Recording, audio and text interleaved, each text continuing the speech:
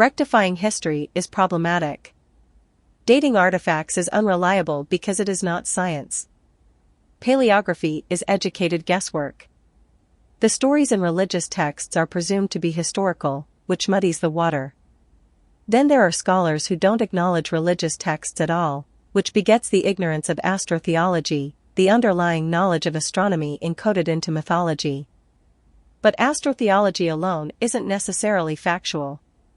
However, it is composed of the calculations that the priests of the time believed to be factual. This idea, if it can be dated, is useful for chronology. For example, the accepted duration of a Neros during the time of Berosus is much different than the duration accepted at the turn of the Common Era. Neither were correct. So those durations don't matter. However, if you were to come across an artifact or document that indicates the duration of a Neros corresponding to what people believed during the time of Berosus, then that object might have been created during that era. These are the subtleties that archaeologists and historians will need to expand their knowledge and to advance their fields. All of it flows from the source of priestcraft. The current practices of dating objects have proven ineffective. Much of the changes regarding the systems of priest class are a result of corrections, a subject covered extensively in the Spirit World series. These changes beget new religious systems, which can be useful for organizing history in its proper chronological order. It is much easier for scholars to suppose there was a man named Bacchus or Hercules than it is to acknowledge they are allegories for the sun. Some of the most learned MEM, such as Thomas Astle, supposed this very idea, and added that they were likely the names of Noah in different cultures. Astrotheology is a taboo subject among modern scholars. Instead of using this master key to unlock everything, they trifle about and unlock nothing, while pretending they have the keys to the kingdom. Writing was a profession of the priest class. The majority of writing we have to glean history from is based on religious subjects, which is why religious ideas pervade attempts to chronologically rectify history and separate fact from myth. There is no manuscript that hasn't passed through the hands of a priest.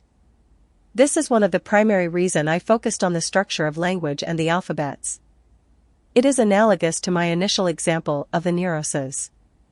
The entirety of a document can be forgery and complete fabrication, but the language that the document is written in reveals everything one needs to know about the era in which it was created. Your language betrays you. Reverend Robert Taylor wrote, Syntagma, page 59, the claim of the scriptures, therefore, in any existing version of them, to resemblance or identity with their original, God only knowing what that original may have been, seems to be in much the same predicament as that of the Irishman's knife, which had unquestionably descended from the first king of Connaught, though it had had 70,000 new handles. Again, IB pages 59, 60, but surely, to argue that it is only of late years that we are in possession of the correct, or probably correct text of Scripture, is little else than to transfer the authority of apostleship from the first writers to the modern critics. By the same argument it may be inferred that subsequent critics may make subsequent discoveries, which may give us as good reason to alter the text from our present reading, as we have for holding the present reading at present the best. We do but arrogate to our own times an infallibility which we deny to others, when we presume to think that the text, as we have it, can be depended on, or that it may not be 1,000 years to come, and after another 130,000 various readings shall have been discovered, ere mankind shall have a right to felicitate themselves on reading a text in the closest accordance with the original.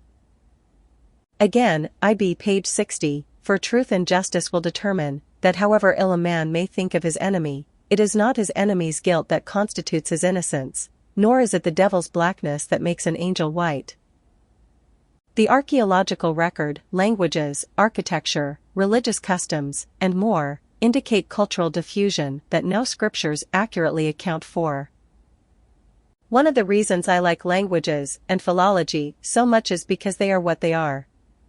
There is no history or story attached to them other than what they present. For example, I can look at two languages, see that they share 10 or more words, and be sure that the odds of those words being introduced by the same source, or descending from the same source, are 100,000 to 1. Or, I can see potentially similar words that may be coincidence, but are close enough that, if I can find two more words in the same language, I can be sure that the odds of those words being introduced by the same source, or descending from the same source, are 10 to 1. For example, the Aztec lingua franca word for butterfly is papilio, almost the same as the Latin word for butterfly being papilio. Nahuatl was spoken by the Aztecs at the time the Spaniards arrived in the 16th century AD. The termination tl and tli was of unknown origins when the friars inquired about it. The lack of knowledge the Mexicans had regarding their own languages was of great concern because those in the Haiti, at the time, spoke what the priests called corrupt Hebrew. Without its termination, the root of the Nahuatl word for butterfly is simply papilio, which is almost exactly the same as the Latin word for the same thing, papilio. This indicates that, if two more words in the Nahuatl are demonstrated to be the same as they are in Latin, the odds of Italians reaching America and interacting with the locals prior to the 16th century are 10 to 1 in favor of this cultural diffusion.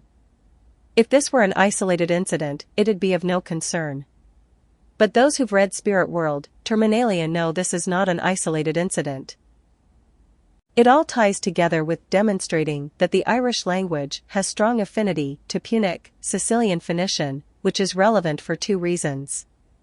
The first is that the Armoric, Welsh, and Cornish indicate descent from this language, and second is that Lionel Wafer was able to learn the Darien Indian language near the Isthmus of America in less than a month on account of its affinity to the Highland language of the Irish and Wild Scots, which he grew up speaking. He also made accounts of white Indians, and, upon inquiring about them, was told that their mothers thought of the moon when they conceived. Wafer suspected they were the offspring of some European fathers, but knew not from which nation. This account was in the 17th century. If the fathers of the white Indians were Spaniards, then their language wouldn't have affinity to the Irish and Scottish one. If this language is not descended from the Irish, then it must have been a result of Etrusco-Phoenicians from Sicily or Carthage on account of the Irish descending from Punic. But here's the potentially paradigm-shifting detail: if that language had affinity to Punic, then it means the ancient world interacted with the Americas, a detail that is further supported by the plumed serpent symbolism used by the Mexicans and Egyptians. Even Herodotus, who is considered the father of history, accounted for the Phoenicians being employed by Nikos, now written Necho, or Nekau, an Egyptian king, to sail around Africa. Herodotus admitted he didn't believe the account at the time, but the experience, if true, took about 2 years and is likely the expedition that enabled them to reckon the sun's declination south of the equator, when Polaris is no longer visible. But that is my conjecture. There are several cultures that are branches of the same stock that could be responsible for this diffusion, if it exists, and the likely candidates are the ancient Britons, the Bastards, the North Africans from Carthage to Mauritania, or the Etruscans from Italy. If no connection can be found in the archaeological record, scrutinizing what's left of these languages may provide insight. We will continue to explore the Armoric on the other side. Become a member to access the rest of this article.